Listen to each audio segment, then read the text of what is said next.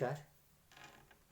स्वागत है आप सभी का मेरे YouTube चैनल अनुलोम विलोम खबर पर असर में। यहाँ पर हम चर्चा करते हैं देश के तात्कालिक मुद्दों पर, जो विषय वर्तमान में चल रहे हों उन पर राजनीतिक एवं आम जनता की राय को सम्मिलित कर उनके विचारों को विभिन्न टिप्पणीकारों के माध्यम से जो उनके विचार हैं उनको व्यक्त करने का प्रयत्न, उनको आप तक पहुंचाने का प्रयत्न हम यहाँ पर करते हैं, जिसमें हर किसी के मतभेद, पक्ष और विपक्ष दोनों बातों को रखा जाता है कि किसी भी विषय पर किसी संप्रदाय विशेष के लिए, किसी धर्म विशेष के लिए, किसी जनमानस के लिए वह उत्तम है या फिर नहीं। इन सभी बातों का जो जिक्र किया जाता है उन सभी पहलुओं पर हम चर्चा करते हैं हमारे इस प्लेटफॉर्म पर। तो आइए, आज का जो विषय है, जो मुद्दा है, वो है यूसीसी। वैसे तो यूसीसी यूनिफॉर्म सिविल कोड यानी कि समान नागरिक संहिता, इस विषय पर तमाम अखबारों में विभिन्न प्रकार की बातें, विभिन्न प्रकार की चर्चाएं हम पढ़ते हैं, सुनते हैं। और इस कानून के बारे में अगर बात की जाए तो यह गोवा में लगभग जो हमारी आज़ादी है, आज़ादी से पहले से ही गोवा में यह कानून लागू है। और गोवा ऐसा पहला देश का पहला राज्य है जहाँ पर ये कानून अभी भी चल रहा है। यह पुर्तगालियों ने इसको अपने गोवा के अंदर समान नागरिक संहिता कानून को लागू किया था और जो अभी भी चल रहा है। मैं यहाँ पर तमाम अखबारों की सुर्खियों से आपको इस विषय पर चर्चा में लेकर जाऊंगा। यह उत्तराखंड में वर्तमान में इस विधेयक को मंजूरी मिल गई है, यह लागू हो गया है। और धामी जी की कैबिनेट ने इसे मंजूरी दी है।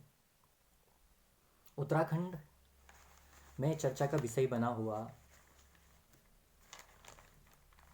यह विधेयक, यह कानून अब पारित हो जाएगा जब यह राज्यपाल की मंजूरी के लिए राजभवन जाएगा और राज्यपाल इस पर अपने हस्ताक्षर करके इसको कानून का दर्जा देंगे। आज़ादी के बाद उत्तराखंड एक पहला राज्य ऐसा बन गया है जिसने यूसीसी को लागू किया है। उत्तराखंड विधानसभा में नागरिक संहिता, जो समान नागरिक संहिता है, इस विधेयक को पारित किया गया है। लगभग 2-3 दिन इस पर चर्चा हुई और बुधवार को भारत माता की जय के नारों के साथ से कानून पारित हो गया। मुख्यमंत्री पुष्कर सिंह धामी जी ने इस विधेयक को एक ऐतिहासिक कदम बताया है और उन्होंने प्रधानमंत्री जी का भी धन्यवाद ज्ञापित किया है, जिसमें उन्होंने कहा है कि इसके अंतर्गत जाति, धर्म, क्षेत्र व लिंग के आधार पर कोई भी भेदभाव, कोई भी व्यक्तिगत रूप से नहीं किया जाएगा। एक रूपता लाने की कोशिश इसके अंतर्गत की जाएगी। आइए जानते हैं समान नागरिक संहिता आखिर है क्या है, इस विधेयक की विशेषताएं क्या हैं। इस विधेयक की विशेषता सर्वप्रथम यह है कि इसमें एक हर जाति, हर धर्म, हर समुदाय को एक ही कानून के तहत माना जाएगा, जिसमें शादी हो, चाहे तलाक हो, चाहे वसीयत हो, चाहे विवाह का पंजीकरण हो, चाहे बहुविवाह हो या उत्तराधिकार हो या लिव इन रिलेशनशिप से संबंधित मुद्दे हों, इन सब का जो अधिकार क्षेत्र है, इन सब के लिए जो कानून है वो समान रहेगा। जो शादी की उम्र इसमें तय की गई है वह लड़कों के लिए भी 18 और क्षमा करें, लड़कियों के लिए 18 और लड़कों के लिए 21 वर्ष निर्धारित की गई है। यह सभी धर्म के लिए मान्य है। सभी धर्मों की लड़कियों के लिए विवाह की न्यूनतम उम्र 18 और लड़कों की उम्र 21 की गई है। अभी कुछ धर्मों में इसके जो कम उम्र की लड़कियों की शादी हो जाती थी उन पर अंकुश लगेगा। तलाक की अगर बात करें, समान नागरिक संहिता में पति पत्नी के लिए तलाक के कारण जो होते हैं, तलाक के कारण का जो आधार होता है वो एक ही रहेगा, समान होगा। जिस आधार पर पति तलाक लेगा उसी आधार पर पत्नी भी तलाक ले सकती है। ये एक व्यवस्था इसके अंदर रखी गई है। अगर हम विवाह पंजीकरण की बात करें तो शादी के 6 माह के भीतर अनिवार्य तौर पर सबको रजिस्ट्रार के पास जाकर विवाह का पंजीकरण करना अनिवार्य होगा। पंजीकरण कराने पर तो निःशुल्क रहेगा, लेकिन अगर पंजीकरण नहीं कराते हैं तो 25,000 रुपया जुर्माने का प्रावधान इसके अंतर्गत रखा गया है। अगर बात करें बहुविवाह की तो इसके अंतर्गत पति या पत्नी के रहते हुए अगर कोई भी पुरुष या महिला दूसरी शादी करती हैं तो वो कानूनन उन पर कार्रवाई की जाएगी। विशेषज्ञों के मुताबिक अभी मुस्लिम पर्सनल लॉ में बहुविवाह करने की छूट है, लेकिन अन्य धर्मों में एक पति एक पत्नी का नियम अभी लागू है। और इस समान नागरिकता कानून संहिता को लागू होने के बाद मुस्लिम भी या कोई भी अन्य लोग जो पत्नी के होते हुए दूसरी शादी, पति के होते हुए दूसरी विवाह कर लेते हैं वो भी इसके अंतर्गत आ जाएंगे। वसीयत की बात करें तो कोई भी व्यक्ति अपनी पूरी संपत्ति की वसीयत कर सकता है। समान नागरिक संहिता कानून होने से पूर्व मुस्लिम, ईसाई एवं पारसी समुदायों के लिए वसीयत में अलग अलग नियम थे जो अब सभी के लिए एक समान होंगे। अगर हम उत्तराधिकार को लेकर चर्चा करें, उत्तराधिकार में लड़कियों और लड़कों को बराबर अधिकार प्रदान किया गया है। संहिता को संपत्ति के संपदा के रूप में परिभाषित करते हुए इनमें सभी तरह की चल अचल पैतृक संपत्ति को शामिल किया गया है। अब एक मुद्दा आता है इसमें लिव इन रिलेशनशिप का। यह आज वर्तमान में सभी परिदृश्य में हम देख पा रहे हैं। लिव इन रिलेशनशिप के लिए इस यूसीसी के अंदर क्या प्रावधान है कि लिव इन में रहने के लिए रजिस्ट्रेशन करना होगा। पहले रजिस्ट्रेशन करना अनिवार्य नहीं था, लेकिन अब रजिस्ट्रेशन करना अनिवार्य होगा। विवाहित पुरुष या महिला लिव इन में नहीं रह पाएंगे। इसके लिए जोड़ों को लिव इन में रहने की स्वघोषणा करनी होगी, बताना होगा कि हम लिव इन में रह रहे हैं। लिव इन में रहते हुए अगर कोई संतान उत्पन्न होती है तो उसको भी जैसे बच्चों को संपूर्ण अधिकार होता है, उसे भी वही अधिकार अपने माता पिता से रहेगा। जो इसका जो अधिकार क्षेत्र है वो राज्य का अस्थायी निवासी होगा, राज्य या केंद्र सरकार के अस्थायी कर्मचारी होंगे, राज्य में संचालित सरकारी योजना के लाभार्थी पर लागू होगा। राज्य में न्यूनतम 1 साल तक रहने वाले लोगों पर भी यह कानून लागू होगा। जो न्यूनतम 1 साल से रह रहे हैं उन पर भी यह कानून लागू होगा।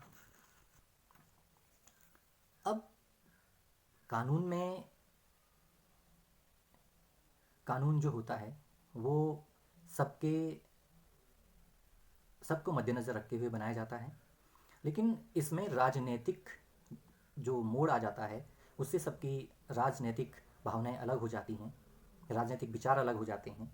तो कुछ इसके पक्ष में रहते हैं, कुछ इसके विपक्ष में रहते हैं कि यह सही है अथवा गलत। इसको एक ऐतिहासिक माना गया है कि एक छोटे से राज्य में यह एक बहुत बड़ा बदलाव का एक आगाज़ किया गया है। लेकिन इसमें नेताओं की अलग अलग राय हो सकती है। इसमें वामपंथी दल अलग विचार रखते हैं और हमारे जो वर्तमान में जो सरकारें हैं वो अलग विचार अपने रखती हैं। अब बात करते हैं कि सबकी भावनाएं अलग हैं, सबके विचार अलग हैं यूसीसी को लेकर। कहा जा रहा है कि एक समुदाय विशेष को मध्य नज़र रखते हुए यह कड़ा कानून बनाया गया है। क्या यह सबके लिए अच्छा है या सबके लिए इसके प्रोटोकॉल का पालन करना, इसकी अवहेलना करना कितना गलत सिद्ध होगा, कितना ठीक सिद्ध होगा, यह तो बात की बातें हैं।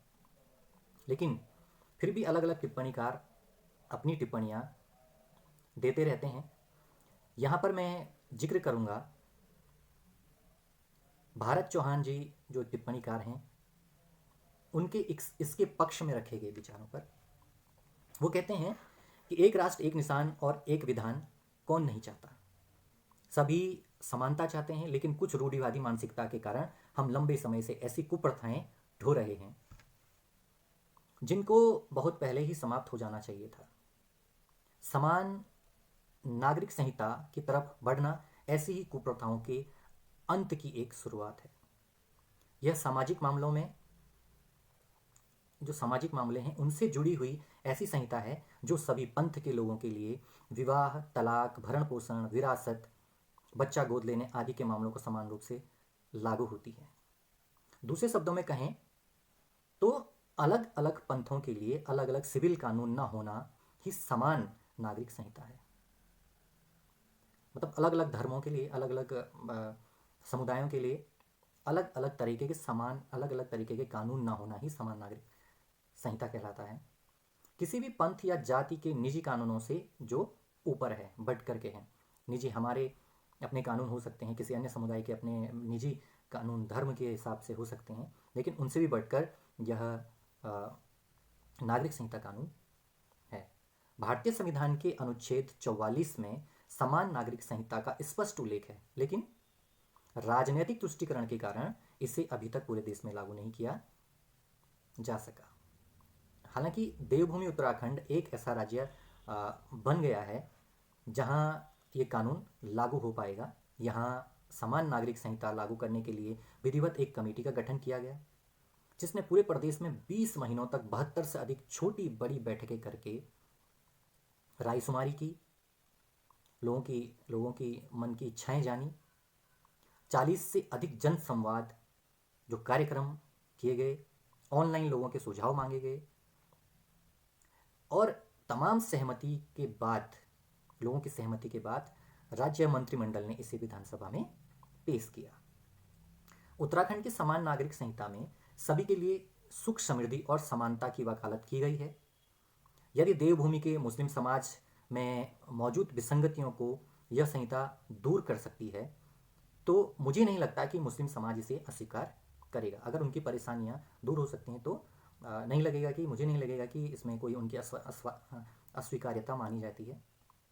फिर भी जब देश की आबादी 1 अरब 40 करोड़ को पार कर चुकी है, तब यह संहिता राज्य के सभी धर्मों में जनसंख्या वृद्धि को लेकर जागरूकता लाने का काम भी करेगी, जिससे बढ़ती जनसंख्या पर नियंत्रण पाया जा सकेगा।